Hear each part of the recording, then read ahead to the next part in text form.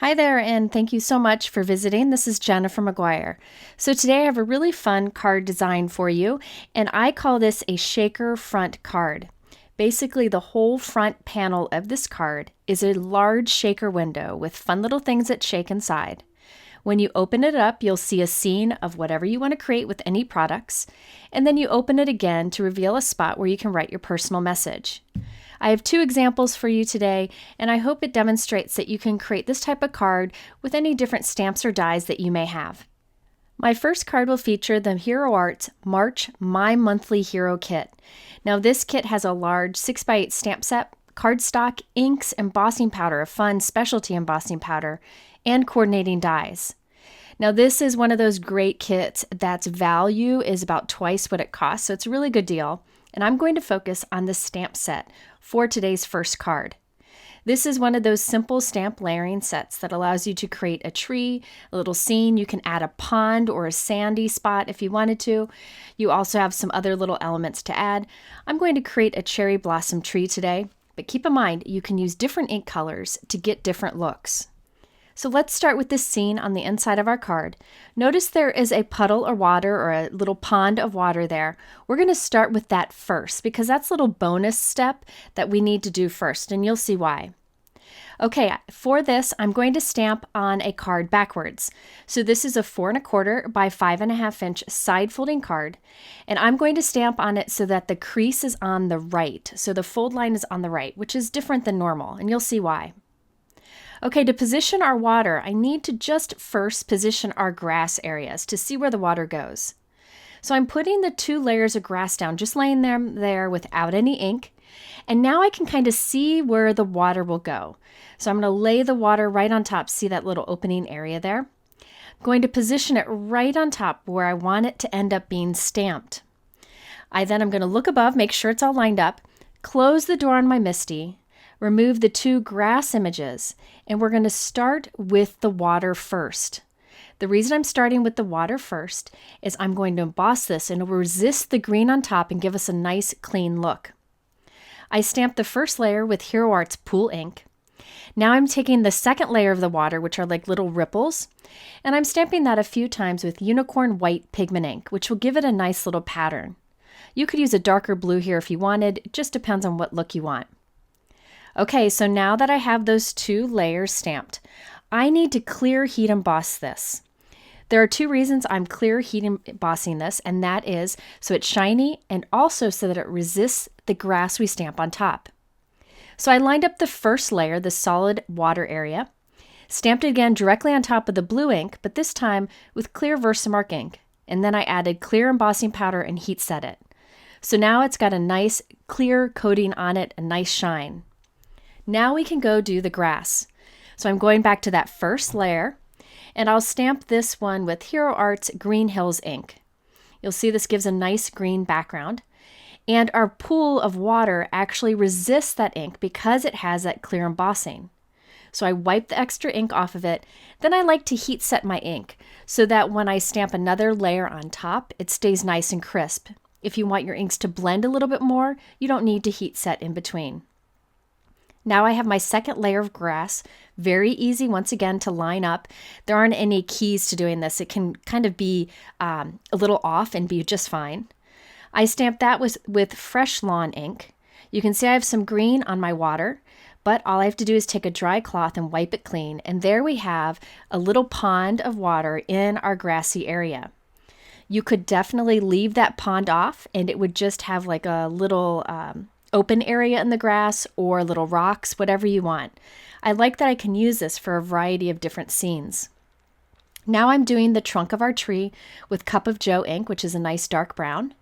I stamped it once and then I'm inking it again just the bottom of the tree with more ink so that the bottom of the tree is a little bit darker.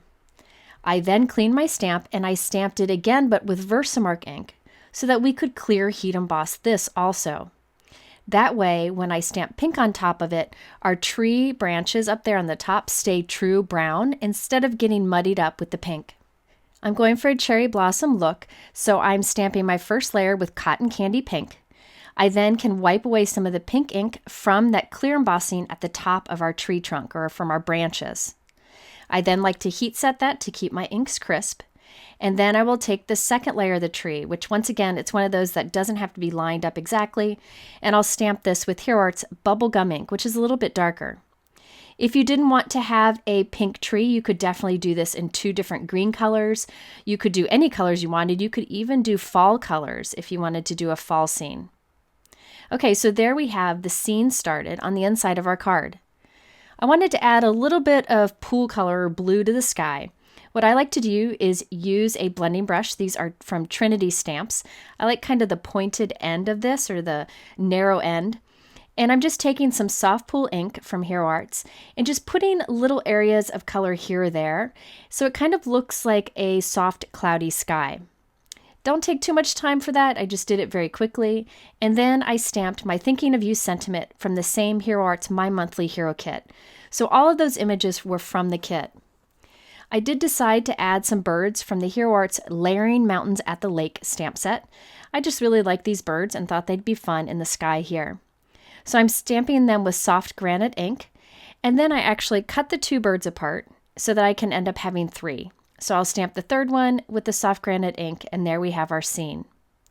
Now this is a totally optional step, but something I really have been liking doing lately with my layering scenes, and that is to add a little bit of additional color using my Copic markers or any kind of markers or pencils. I'm just coming in with a darker green and adding little dots on the grass area. Notice I'm not making any kind of care, and I'm doing this very quickly, but just adding little darker spots here and there. And then I'll do the same with pink in the tree. Little bit of this really does make a big difference, and it doesn't have to be exact. You can just add a little bit of darker color here and there, and it does make a big difference. Now that we have the inside scene done, let's do the front panel. That's actually a large shaker window. For this, I'm using Hero Arts Rectangle Infinity die set. There are many rectangle dies from tiny to large in the set, and I'm using the 2 largest here. So one is 4 1/4 by 5 1/2, and the other one is slightly smaller. I put purple tape on them to tape the back of the dies together so that they create a frame. I then am putting some packing tape on top. The reason I'm doing this is I want this tape to be durable, and I want these 2 dies to be held together through multiple runs through my die cut machine. I find that by putting a little bit of packing tape on top of the purple tape, they'll stay on there better and hold up, and the tape won't tear. Now I'm flipping it over and putting a little anti-static powder onto the stickiness. It'll still have a little stick to it, but not too much. I don't want to tear my paper. Now I'm going to run this through my die cut machine with white cardstock, and check it out. I have a nice frame. I have a solid rectangle there that I can save for a different project, use it for something else. And I have my 2 dies still taped together in the exact same position, so I can do this die cutting again. I did this step 3 times, so I have 3 frames here, and I'm using Gina K liquid adhesive to glue the 3 together. So what I will end up with is a stacked frame 3 die cuts tall that will form kind of the walls of our shaker window on the front of our card. It's really easy to do. Notice that I put my MISTI on top of it. That's just to hold it down as it dries. I like to put something a little bit heavier and flat on top. Next, we need to create the front of our card. So I have another 4 1/4 by 5 1/2 inch side folding note card. On the front of this note card, I'm using the smaller of the 2 rectangle dies from earlier, and I'm centering it right on the front of the card, and I will tape it in place with a little bit of tape. Now I'm going to open up the card and run it through my die cut machine. This will form a window in the front of our card. The front will obviously be pretty flimsy because we die cut so much of it out, but we'll make it stronger in a moment. Here I just wanted to show you the direction where we're heading, where we put these 2 note cards together to create a tri-fold card. So the front will open up, then this panel will open up, and there's a place for the message inside. Let's go ahead and finish off the front of our shaker window.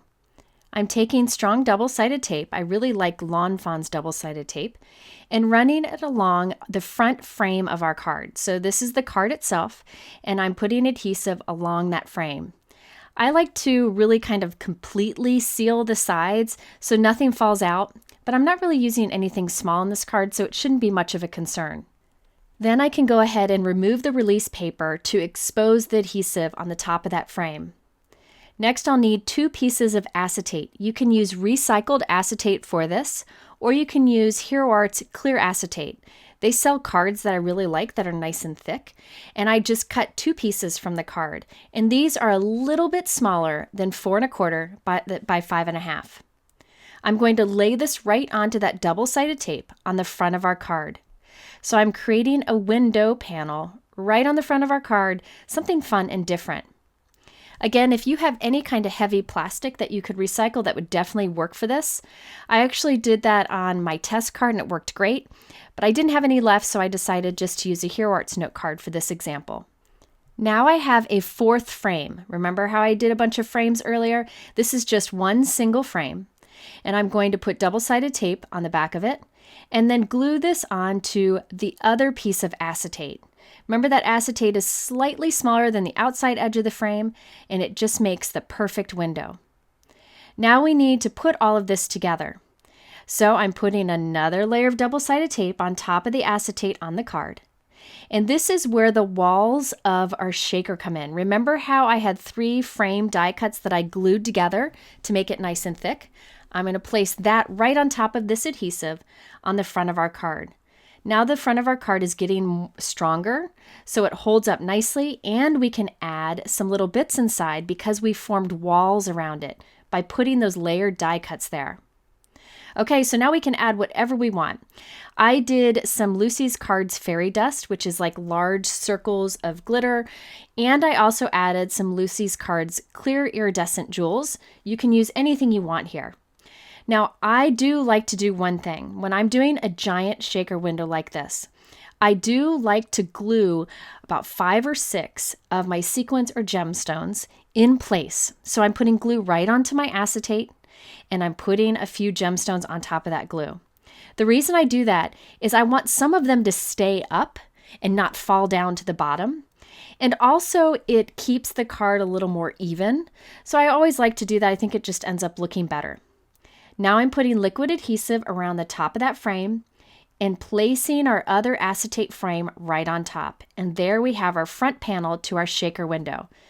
After giving that a little bit of time to dry, we can assemble our card, and that's all there is to it. So here we have our backwards card where we did our scene. I'm putting some adhesive on the inside of this. Then I'll slide my 2 cards together. So I put that towards the back of the other and just line them up. And we'll end up with a trifold card with the shaker window on the front, the scene on the inside, and then when you open it up again, there's plenty of room to write your personal message. I thought it'd be fun to also create a matching envelope, so I'm using the new Hero Arts Waves and Clouds stamp. I really like the design of this. And I have a Gina K pink envelope. Put some scrap paper underneath the flap so that I could stamp on the flap alone. I'm once again using the bubblegum ink that I used earlier. And then we'll stamp that. Stamping on the flap of the envelope is very easy to do, especially with background stamps, and is a great way to make your envelope perfectly match your card. So here is the completed card. You can see how it shakes and shows all those fun little gemstones inside that sparkle. Then you can open it up to see the scene and then a place for your personal message. I do like to stick with clear or iridescent pieces when doing this so I don't block too much of my image. And you can also see how some of the gemstones that I glued in place stay up at the top when everything else falls to the bottom. So think about it. This card design is one that can be used in many different ways. Basically, you have that entire front of the card that is see-through in a shaker window, and you can stamp anything you want on the inside. But I thought it was perfect for a scene inside. Okay, let's move on to the next example. This time I used die cuts, and I added them to the top and to the inside. So with this one, I used the new Hero Arts Cherry Blossoms die set. This is a really cool die set that has the branch with the cherry blossoms and then 3 individual cherry blossom dies. You could change up the colors and really make this work for a bunch of different looks. Now I die cut a bunch of pieces and I want to ink them just to give them a little bit more life. So I'm using the Waffle Flower Mini Water Media Mat. I've used a bigger one in my videos before, and I was about to cut it in half so it would be smaller, and they came out with the mini size, and I'm really excited about that. It's nice because it kind of holds onto your paper while you ink it, so you don't have to hold it with your fingers, and you don't have to get fingerprints on it or mess up your inking. So here is one that I die cut from Hero Art's sand cardstock. And I'm using my iCrafter small blending brushes to add a bit of Cup of Joe ink to the branch itself. I'm not carrying it with the flowers, just the branch. These small blending brushes are fantastic for getting into small areas like this, but you could use any kind of inking tool here. Okay, so now to clean off this surface, I had noticed it stained in the past when I would just clean it up with a wet cloth, but I realized that Hero Art's Ultra Clean, which is a great stamp cleaner, if you spray it on there, wipe it clean with a clear cloth, it takes the ink away, at least from the dye inks that I used with it. So if you have a stamp cleaner, you can try that. Okay, now it's time for some flowers. I had die cut a bunch of flowers, the individual flowers from the die set, from Hero Art's pink cardstock, and now I'm using bubblegum ink and one of the small blending brushes to add just darker pink towards the center of each flower. I then cut a couple branches from white cardstock, and I'm adding Green Hills ink to the leaves of the die cut. We're going to cut apart the different pieces and assemble them together. If you wanted to, you could definitely have saved time by just die cutting from white cardstock and coloring the different parts and the different colors, but I love this layered look. Now I did die cut much more than I need, but that's because I want some for additional cards. But what I am doing is adding my individual pink flowers on top of the brown on the branch. So you can see how this really brings it to life. After I've glued my pink flowers down, I cut the leaves from our white die cut pieces and glued those in place. I will say I did go back and double up my layers of pink flowers for dimension. So I glued 2 pink flowers on top of each other. Really made a big difference, but you could keep it flat if you wanted to. I created 2 branches this way, and check out how beautiful that is. And it really doesn't take much time at all, just die cutting of some scraps and adding a little bit of ink. Once again, I'm coming in with my markers to add some detail. So this is really quick. All I'm doing is drawing lines down the center of my leaves with a darker green marker. And then I'm making darker pink dots to the center of my flower. It just really makes a big difference, and all I'm doing is making dots. And then I drew a few lines with a dark brown marker, but not many at all. It adds a little more realistic touch to these images and doesn't take long. Okay, now let's assemble the card itself. I did do some of it off screen, but it is exactly like what we did earlier. I just happened to be using this card in a landscape way instead of a portrait way. So I have a 4 1/4 by 5.5 inch card here. This I made out of Hero Art's Arctic cardstock. And I stamped that Waves and Clouds background stamp with Hero Art's white dye ink. This is a very soft ink, softer than the pigment, but check out how it catches the light as you tilt it. I really like it for subtle stamping. So this will be the inside portion of our card. Then I also have another Arctic note card of the same size where I die cut the rectangle out of the front panel, just like we did on our last example. Now on that stamped piece that will be on the inside of our card, I'm gluing one of our branches, just part of it. I want it to just kind of be in that bottom left corner, making sure I leave room for my sentiment in the bottom right. So I'm gluing that directly on the card, and remember this card's upside down. The sentiment that I'm using is from this new and adorable Hero Art's Kittens and Kimonos stamp set. I really liked the sentiment that said, "Wishing you an abundance of happiness," and thought it was perfect for this card. After stamping this with black ink on this inside card, let's go ahead and create our shaker window. So notice there's stamping up at that top there underneath my hand. Ignore that. That was a mess up, but I didn't want the paper to go to waste. Just ignore it and just pretend it's plain. And I'm putting double-sided tape around our die cut frame on the front of the card. Remember, this is exactly like we did on the last one. I'm putting a piece of acetate directly on top of that. Now you can kind of see how the card is starting to form. I like to kind of put the inside in place just to make sure I'm liking how it's looking. Now I'm putting more double-sided tape around this, so this is on top of the acetate. And then we will place our 3-layer die cut frame. Remember, I die cut 3 layers of frames, glued them together, and that forms the walls of our shaker window. Then I have the top frame. So this is the 4th frame. It's just 1 layer. Putting double-sided tape around that, and then laying our other acetate piece onto that. So now we have a frame with acetate on the back of it, and that'll be the top of our card. Now on this, I'm going to glue my other die cut. So this die cut piece will be on the front of our shaker window. Nothing's inside of our shaker window besides the little goodies that we'll add in a moment. but this is glued to the front. So now this time I thought it'd be fun to add some die cuts in the shaker window. So I used the cherry blossom dies and cut from Lawn Fawn pearlescent vellum. This is a beautiful iridescent kind of vellum. And I die cut a few of those and put them inside, along with some more of the iridescent gemstones.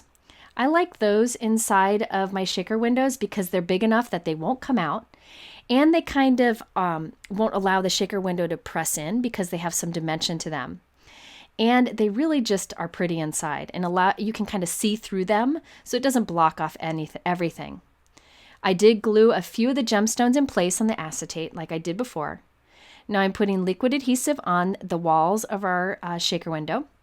And then we can add our front panel here with the acetate and the die cut on it.